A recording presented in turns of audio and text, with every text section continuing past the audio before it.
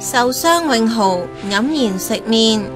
呢個受傷的男人 BB 唔係佢噶，係空心人5歲噶。至於媽媽楊思琪前日喺微博自爆話 BB 出咗世，有人祝福，亦有一班網民鬧爆思琪係大話精，唔認有咗，又貪錢飛咗李永豪，仲有人話唔想再見到佢。